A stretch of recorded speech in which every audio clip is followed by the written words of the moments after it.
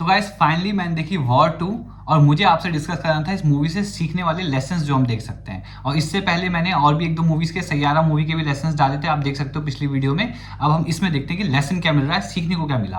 पहला, trust is complex. Movie में दिखाया जाता है कि जो कबीर का रोल कर रहे हैं ऋतिक रोशन सर, मेन बात ये थी वो रोक तो जाते हैं कि सबको लगता है कि यार ये सिस्टम के अगेंस्ट चलेगा, ऐसा कैसे ऐसा, बट एट दी एंड जैसे जैसे पिक्चर आप आगे देखोगे वहां पे एक सस्पेंस है, वो किसी एक बड़े कॉज के लिए ऐसा कुछ हो रहा है।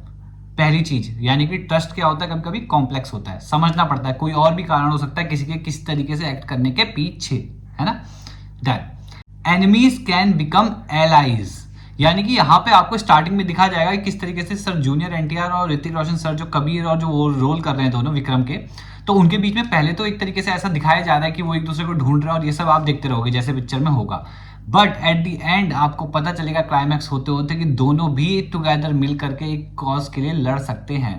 तो यानी कि आप देख सकते हो कैसे पहले वो एनिमी थे और अब वो एलाई बन गए, यानी कि कॉज के ऊपर डिपेंड करता है कि सिचुएशन। फिर आता है loyalty sometimes means going against the orders, यानी कि जो भी ऑर्डर दिए गए उसके अगेंस्ट जाने का रीजन क्या हो सकता है, लॉयल्टी। यानी कि कभी कभी कुछ बड़ा कॉज होता है जिसके पीछे आप किसी की बात नहीं मान रहे होते, बट याद रखना कॉज सही होना चाहिए, आपको उस कॉज के ऊपर वर्क करना पड़ेगा, वो सही होना चाहिए तभी आप वैसा एक्शन लोगे, वरना एक्शन हमेशा अच्छे लेने हैं। Evil often works in the shadows, कभी कभी क्या होता है ना, जो चीजें ईवल ताकत होती है जो गलत आपके साथ कर सकती है, कर रही होती है, वो आपके पीठ पीछे या कहीं शैडो में छुप के कर रही होगी, आपको पता भी नहीं चलेगा।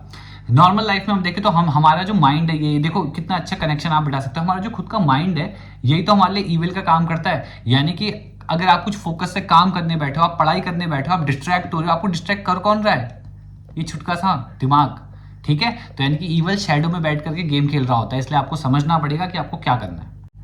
फिर है strength is more than physical skill, यानी कि हम सोचते हैं कि स्ट्रेंथ वही होती है कि भाई हम फिजिकली ये यहाँ पे बॉडी बन गई, यही सब फिजिकली, ना ना ना। स्ट्रेंथ का लेना देना आपके मेंटल स्किल से भी, यानी कि आप माइंड किस तरीके से चला रहे हो कुछ भी काम करने के लिए। आप रात को बैठ के अगर सोच लो तो आप दुनिया को पलट सकते हो, है ना। कहने का मतलब है अपनी दुनिया को, अपनी चीजों में आप ग्रो कर सकते हो।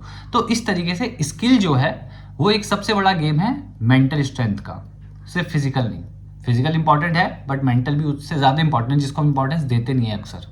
फिजिकल के लिए तो हम जिम जाते हैं, सब कुछ करते हैं, पर मेंटल के लिए हम अपने दिमाग में क्या डाल रहे हैं। जैसे आप जिम में बोलोगे कि यार 250 किलो वजन उठा लिया, 200 किलो वजन उठा लिया, 150 किलो मान लिया, पर दिमाग के लिए कितने किलो का वजन कौन उठा रहा है, कैसे पता चलेगा। तो गाइज आई होप आपको लेसन्स अच्छे लगे होंगे तो चैनल को लाइक करना, वीडियो को लाइक करना, नए हो तो चैनल को सब्सक्राइब करना। इस तरीके से रिव्यूज और टीचिंग रिलेटेड भी कंटेंट चैनल पे आता रहता है।